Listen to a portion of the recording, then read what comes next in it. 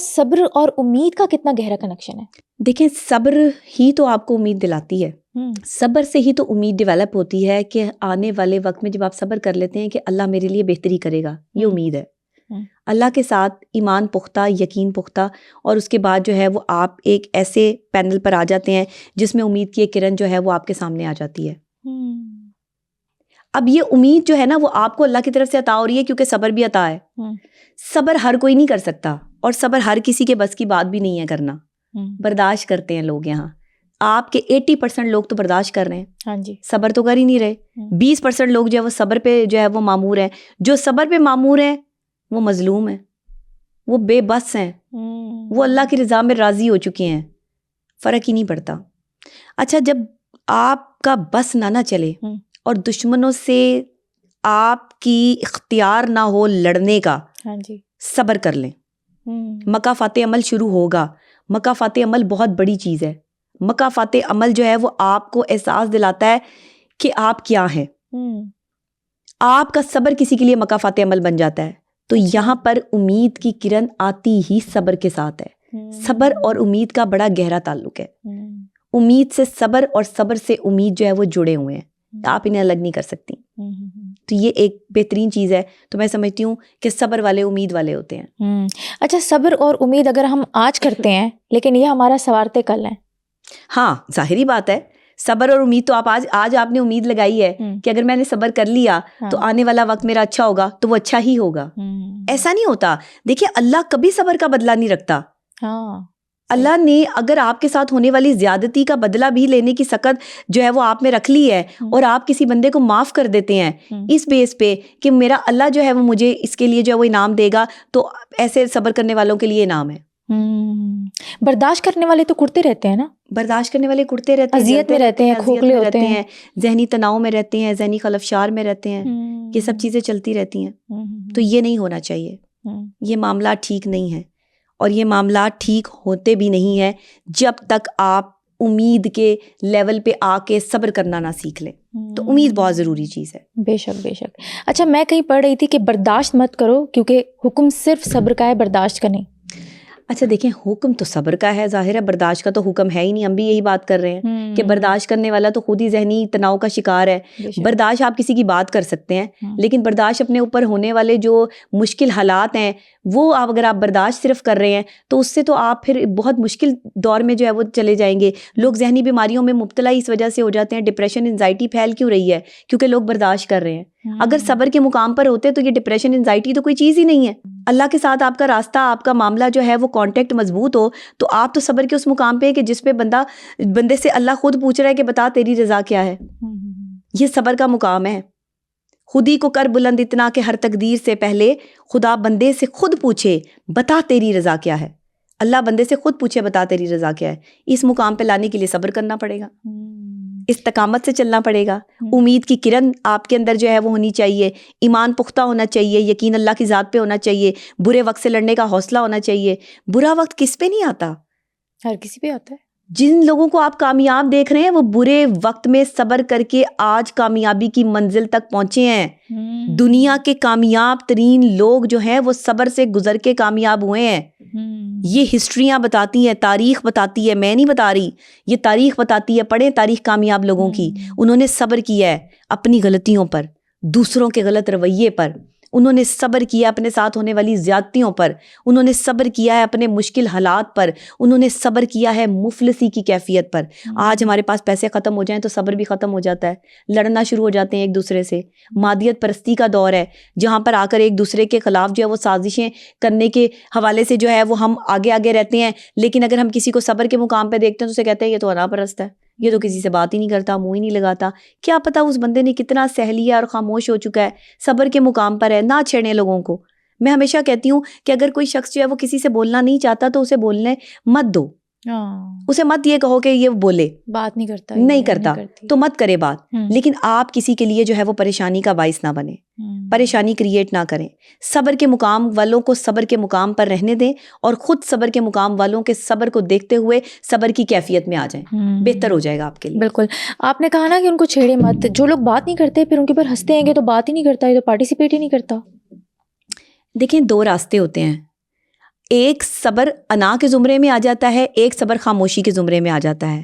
اچھا صبر انا والے تو کبھی صبر کر ہی نہیں سکتے, جن کو انا جو ہے وہ اتنی ڈیمیج کرتی ہے, برداشت بھی نہیں کر رہے ہوتے, ٹھیک ہے نا. دیکھیں جو بندہ صبر کی کیفیت پر ہوتا ہے نا وہ خاموش ہوتا ہے. میں نے جیسے کہ آپ کو پہلے بھی بتایا, تو یہ کوئی راکٹ سائنس نہیں ہے کہ جو صبر کی استقامت کی جو ہے وہ معیار پر ہے وہ برداشت کر رہا ہوگا. برداشت کرنے والوں میں صبر والوں کا معیار نہیں بنتا, نہ یہ لیولز کہیں سے جو ہے وہ میچ کرتے ہیں. برداشت والے الگ کیٹیگری ہے, صبر والوں کی الگ کیٹیگری ہے. اور اللہ کس کے ساتھ ہے؟ صبر کرنے والوں کے ساتھ ہے. کتنی بڑی بات کر دی اللہ نے کہ اللہ صبر کرنے والوں کے ساتھ ہے, یعنی اللہ نے صبر کو مشکل بنایا ہے. جس پہ مشکلات آتی ہیں وہ اللہ کا شکر ادا کرے کہ اللہ نے آپ کو چنا ہے ان مشکلات سے گزارنے کے لیے. جس کو بھٹی میں جلایا جاتا ہے تبھی تو سونا کندن بنتا ہے. بھائی سونے کو جلا کے ہی تو آپ جو ہے وہ سونا بنتا ہے, ویلیو بنتی ہے. اور آپ ایک ہیرے کو تراش کے ہی تو ہیرا بناتے ہیں. تو اگر آپ نے ہیرا بننا ہے اور آپ نے سونا بننا ہے تو پھر آپ یہ کیسے کہہ سکتے ہیں کہ میری مشکلات نہ آئے اور سب کچھ آسان آسان جو ہے وہ چلتا رہے. مشکلات سے تو گزرنا پڑے گا. آزمائش ہے آپ کی اولاد, آزمائش ہے آپ کا کوئی اپنا من پسند شخص, آزمائش ہے آپ کی دولت, آزمائش ہے آپ کا رتبہ, آپ جس عہدے پر فائز ہیں آزمائش ہے, آزمائش ہے آپ کے ماں باپ, آزمائش ہے آپ کے رشتے, سب آزمائش ہے. اللہ تعالیٰ ہر طرح آزمائے گا آپ کو, دے کے بھی آزمائے گا, لے کے بھی آزمائے گا. آپ اگر ناپ تول میں پورے برابر ہوئے تو پھر آپ صبر والوں میں شامل ہو جائیں گے. ناپ تول میں چیخنے چلانے والوں میں سے ہوئے, شکایتیں کرنے والوں میں سے ہوئے تو برداشت والوں میں شامل ہو جائیں گے. برداشت کرنے والے ذہنی مریض بن جاتے ہیں, صبر والے جو ہیں ان کی نیا پار ہو جاتی ہے. پھر اللہ کے ساتھ جو ہے وہ تعلق جڑ جاتا ہے. وہ کہتے ہیں کہ میں نیواں میرا مرشد اچا, میں نیواں میرا مرشد اچا تے اچیاں نال میں لائی, صدقے جاواں انہاں اچیاں تو جنہاں نیویاں نال نبھائی. اونچے جب نیچوں کے ساتھ نبھاتے ہیں نا وہ اور اونچے ہو جاتے ہیں. بے شک. اور اونچا کون ہے؟ میرے رب کی ذات. بے شک. اونچے کون ہیں؟ اللہ والے. ایک تو اللہ اور پھر اللہ والے. اللہ تک پہنچنے کا راستہ اور صبر استقامت کی مثالیں کہاں سے ملتی ہیں؟ اللہ والوں سے. کسی عام بندے سے آپ کو صبر اور استقامت کی مثال نہیں ملے گی. ملے گی تو کہاں؟ اللہ والوں سے. بالکل.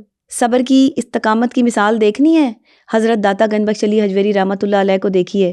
جو کماتے تھے شام کو کھڑے ہو کے سب لوگوں میں بانٹ دیتے تھے, اگلے دن کا پتہ ہی نہیں ہوتا تھا. صبر کا اور استقامت کا مقام دیکھیں, یقین کا مقام دیکھیں کہ اگلے دن کے لیے کچھ سنبھال کے نہیں رکھا. یہاں لوگ پیسہ جوڑ جوڑ کے اپنی تجوریوں میں بند کر کے رکھتے ہیں, کسی کو دیتے نہیں. کوئی مفلس آگے اگر آ جائے مانگنے کے لیے تو اسے انکار کر دیتے ہیں, اس کا جو ہے وہ دل توڑ دیتے ہیں. اور کس کے ساتھ چلتے ہیں؟ ان کے ساتھ چلتے ہیں جو ناچنے والے ہیں, ان پہ پیسے لٹاتے ہیں. لوگوں کے پاؤں کے نیچے پیسے جو ہے وہ رول رہے ہوتے ہیں, لیکن ان پیسوں سے نہ تو جو ہے وہ کسی غریب کے گھر میں کسی غریب بیٹی کا جو ہے وہ شادیاں کرواتے ہیں, نہ کوئی اور کام کرتے ہیں. کیا کرتے ہیں؟ صرف لوگوں کی تذلیل کرتے ہیں. میں نے یہاں تک لوگوں کو دیکھا ہے, آپ یقین کریں کہ امیر ترین لوگ ملازم رکھے ہوئے ہیں, وہی ملازم اس امیر ترین بندے کا جو نوکر ہے وہ لوگوں سے پیسے ادھار لے کے اپنے گھر کا سرکل چلا رہا ہے, لیکن صاحب پیسے نہیں دے رہا, صاحب راشن نہیں دے رہا. لوگوں کو دکھاوے کے لیے باہر جو ہے وہ بانٹنے جا رہے ہیں, لوگوں کو دکھاوے کے لیے باہر جو ہے وہ پیسے دیے جا رہے ہیں, لیکن جو اپ ٹو ڈیٹ صاحب ہیں, جو کسی مل مالک ہیں یا کوئی بہت بڑی کوئی توپ ہیں, کسی جو ہے وہ بڑی اس سے جو ہے وہ بات کرتے ہیں تو ان کا کوئی لیول ہی نہیں ہے. وہ سمجھتے ہی نہیں کہ میرے ملازم کو جو ہے پیسوں کی ضرورت ہے. دیکھیں بڑے بڑے لوگ میں نے جو ہے وہ اس طرح کے دیکھے ہیں کہ اللہ نے انہیں بڑا نوازا ہوتا ہے, لیکن اپنے ملازموں کو نوازتے ہوئے یا اپنے پاس کام کرنے والے لوگوں کو نوازتے ہوئے ان کی جان جاتی ہے. کہتے ہیں کہ ہم نے ان کا کام نہیں کرنا جو ہمارے پاس جو ہے وہ ملازم ہے یا ہمارے پاس جو کام کر رہا ہے. ایسے ایسے سفید پوش لوگ جو ہے وہ آرگنائزیشنز میں کام کر رہے ہوتے ہیں جو اپنے باسز سے جو ہے وہ کہہ بھی نہیں سکتے. رمضان میں راشن بانٹ دیتے ہیں ڈرائیور کو, رمضان میں راشن بانٹ دیتے ہیں گارڈ کو, لیکن رمضان میں راشن اس بندے کو نہیں بانٹتے جس کی تنخواہ جو ہے وہ 25 سے 30 ہزار روپے ہے. اس کو ضرورت نہیں ہے 25 30 50 ہزار روپے میں گھروں کے خرچے چلتے ہیں. یہاں تو لاکھ روپیہ کمانے والوں کے گھر کے خرچے نہیں چلتے. تو راشن تو پھر سب کو دینا چاہیے نا. اگر آپ راشن بانٹ رہے ہیں اور باہر آپ جو ہے وہ اپ ٹو ڈیٹ سر بنے ہوئے ہیں تو اپنی آرگنائزیشن کو بھی تو دیکھیں. باہر بانٹنے سے آپ کی تصویریں بنیں گی, آپ کی ویڈیو چلے گی اور لوگ آپ کو واہ واہ کریں گے. لوگوں کے لیے نیکی کا کام کرتے ہیں آپ, تو اپنی آرگنائزیشن کے وہ لوگ جو عزت دارانہ طریقے سے آپ کے پاس کام کر رہے ہیں اور صرف اپنی سیلری پر اسی میں سے پیٹرول خرچ کرتے ہیں, اسی میں سے سارا دن کا کھانا کھاتے ہیں, اسی میں سے اپنے کپڑے بناتے ہیں, اسی میں سے اپنی چیزیں لائبلٹیز پوری کرتے ہیں, ان کو راشن کی ضرورت ہے یا ان کو راشن کی ضرورت ہے جو مانگ کے بھی پورا کر لیتے ہیں؟ غریب آدمی اور امیر آدمی پاکستان میں کامیاب ہے. نہ غریب آدمی صبر کرتا ہے نہ امیر آدمی صبر کرتا ہے, مڈل کلاس میڈیوکر صبر کرتا ہے. مڈل کلاس بندہ صبر کر رہا ہے یہاں پہ. مڈل کلاس بندہ جس کے پاس جو ہے وہ پیسے دینے کے لیے جو ہے وہ سیلریاں نہیں ہیں, سیلری پہ جو سیلری بیس پر جو وہ بندہ چل رہا ہے, اس کے پاس جو ہے وہ بل دینے کے پیسے نہیں ہیں, ادھار دے کے, کبھی اپنی بیوی کی چین بیچ کے, کبھی اپنے بچوں کی بالیاں بیچ کے, کبھی اب اس کے پاس اسکول کی فیسیں دینے کے پیسے نہیں ہیں. یہ بندہ جو ہے وہ حقدار ہے, اور یہ بندہ کسی کے در پہ جا کے نہیں مانگے گا. یہ اگر کسی آرگنائزیشن کا ملازم ہوگا تو اپنے باس کو نہیں کہے گا کہ مجھے راشن چاہیے, اس کی عزت کا سوال ہے. بے شک بے شک, صحیح کہہ رہی ہیں بالکل. کیا کہاں یہ کون سے صبر کے مقام کی بات کرتے ہیں؟ یہ ہے لوگ صبر کے مقام پہ. مجھ سے پوچھیں, میں نے دنیا کو بہت قریب سے دیکھا ہے, میں نے دنیا کے ہر معاملے میں, ہر چیز میں, مجھے تو بچپن سے مجھے ایسا لگتا ہے کہ اللہ نے مجھے جو ہے نا وہ ہر شخص کی جو ہے وہ چیزیں کھول کھول کر میرے سامنے جو ہے سمجھا دی, اصلیت ہی دکھا دی ہے. لوگ جو ہے کھلی کتاب میرے لیے جو ہے وہ بن چکے ہیں. کیا ہو رہا ہے یہ؟ جب آپ پر ادوار کھلنا شروع ہو جائیں تو آپ کا راستہ کوئی اور ہو جاتا ہے. ہو سکتا ہے میرا راستہ بھی کہیں اور جا رہا ہو, بالکل صحیح, ہو سکتا ہے مجھے بھی کوئی اور منزل کی تلاش ہو, لیکن یہ منزل شروع ہو چکی ہے. یعنی کہ کہتے ہیں نا لو سفر شروع ہو گیا, تو یہاں سے سفر شروع ہو چکا ہے. اب یہ سفر مجھے کس منزل تک لے کے جائے گا مجھے اس کا اندازہ نہیں ہے, لیکن میری منزل کچھ اور ہے, یہ مجھے معلوم ہے. بالکل بالکل. تو جب اللہ کہتا ہے کہ صبر والے جو ہے نا استقامت میں آ جائیں اور صبر کی کیفیت میں آ جائیں تو ان پر انعام ہے. صبر والوں پر انعام رکھ دیا اللہ نے. انعام چاہیے, انعام والے بننا چاہتے ہیں, لاٹریاں جیتنے کا تو لوگوں کو بڑا شوق ہوتا ہے. پرائز بانڈ رکھ کر جو ہے وہ پرائز بانڈ لگ جائے تو لوگوں کی جو ہے وہ راتوں رات وارے نیارے ہو جاتے ہیں. تو اللہ کے ہاں جس چیز پر انعام دیا جا رہا ہے وہاں بھی تو وارے نیارے کر لیں, صبر کی کیفیت میں آ جائیں, صبر برداشت کو چھوڑ کے صبر والوں میں جو ہے وہ شامل ہو جائیں. صبر بہت بڑی چیز ہے. صبر کے آگے ہر چیز ختم ہو جاتی ہے. صبر والوں کے مقام اللہ طے کرتا ہے, صبر والوں کے راستے اللہ آسان کرتا ہے, اور صبر والے دنیا والوں کی نظر میں جو ہے وہ بلند ترین مقام حاصل کر لیتے ہیں. اگر کسی شخص کو کسی مقام پر دیکھو نا تو سمجھ لو کہ وہ صبر کی کیفیت سے گزرا ہے, اس نے صبر کیا ہے, تلخ باتوں تلخ حقیقت پہ صبر کیا اس نے. بس یہ حقیقت ہے اور یہ ساری چیزیں ہیں. اسی کے ساتھ میں سمجھتی ہوں کہ آج کا یہ صبر اور برداشت کا جو موضوع ہے, میرا خیال ہے کہ ہم اس کو جو ہے وہ اس سے بہترین میں اس کو جو ہے وہ ڈیفائن نہیں کر سکتی تھی.